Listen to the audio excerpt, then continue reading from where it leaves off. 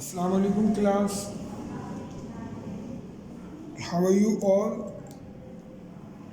Hope that all the students are good. This is Adnan Ahmed, your class teacher as well as your English teacher.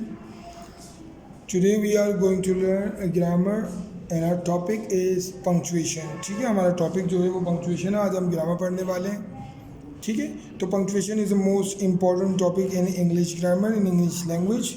बहुत ही अहम topic होता है.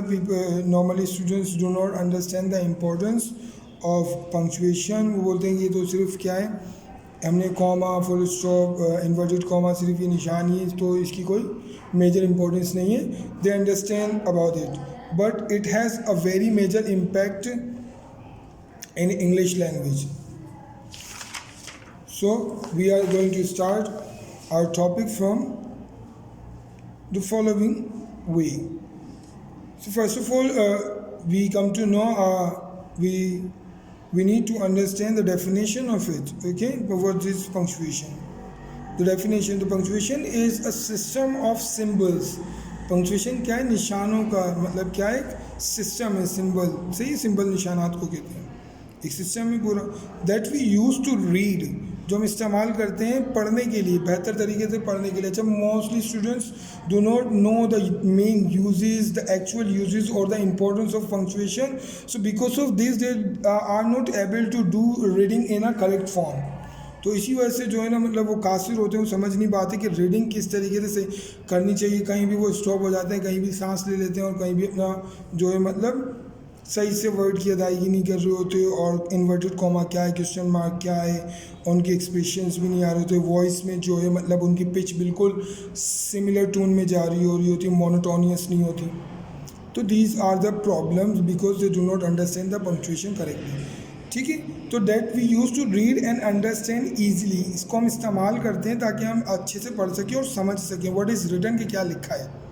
ठीक है, there are 12 punctuation. तो punctuation कितनी होती है सबसे पहले तो ये जान लें. ठीक है, 12 पंक्चुएशन होती है हमारे पास. ठीक है, नंबर 1 जिसका नाम फुल स्टॉप है, और फुल स्टॉप ऐसा दिखता है, एक डॉट होता है. ठीक है, फुल स्टॉप हल्की सी ब्रीफ डिस्क्रिप्शन देते हैं. ये नॉर्मली कहाँ इस्तेमाल होता है? ये नॉर्मली इस्तेमाल होता है जब कभी भी जुमला ख़त्म हो जाए तो वहाँ लगाया जाता है, या फिर एब्रीविएशन में भी इस्तेमाल होता है. नंबर 2 कॉमा है.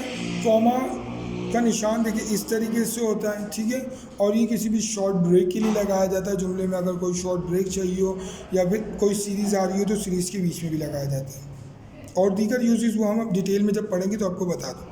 नंबर 3 क्वेश्चन मार्क है. क्वेश्चन मार्क जब कभी भी कोई इंटेरोगेटिव सवाल किया जाता है या इन्फॉर्मेटिव जो कोई भी सवाल होता है कन्फर्मेटिव, तो उसके एंड में लगाया जाता है. इसका एक और यूज़ है, वो हम जब डिटेल में पढ़ेंगे तो वो मैं आपको बताऊँगा.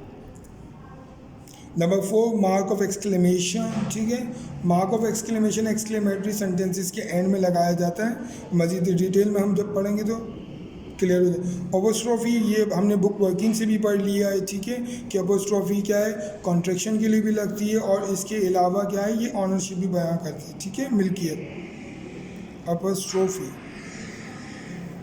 नंबर 6 देखिए कॉलन है. कॉलन इस तरीके से कहते हैं, 2 डॉट को अभी हमने लास्ट भी उसमें देखें, उसमें भी पढ़ा था हमने एप्लीकेशन के अंदर कि कॉलन इस तरीके से आते हैं. ठीक है, और मज़ीद इसकी क्या क्या यूज़ होते हैं हम डिटेल में जब पढ़ेंगे तो आपको बताएंगे.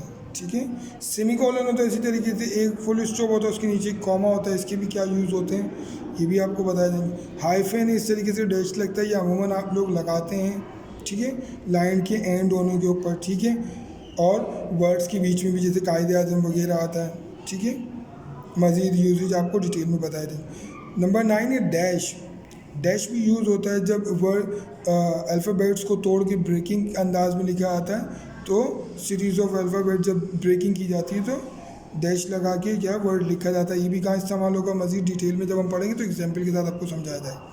इन्वर्टेड कॉमास क्या है, कोई भी जुमला होता है, किसी की कहावत, कोई भी बात होती है, डायरेक्ट स्पीच के अंदर ये इस्तेमाल होता है. ठीक है, और डायरेक्ट स्पीच क्या होती है वो भी आपको डिटेल में बताई जाएगी.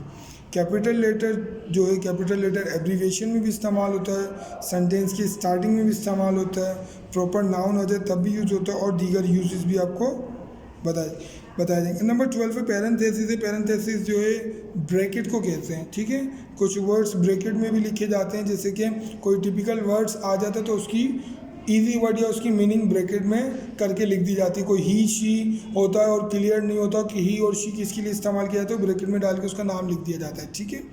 तो these are the punctuations and I have narrated you in a simple way, ठीक है। और कुछ यूजेस भी मैंने आपको वर्बली बताया। अब इसको थोरोली जो अब हम पढ़ेंगे टॉपिक में डिटेल के साथ, वो अपने नेक्स्ट क्लास से पढ़ेंगे class. So till then take a good care of yourself. Allah हाफिज़।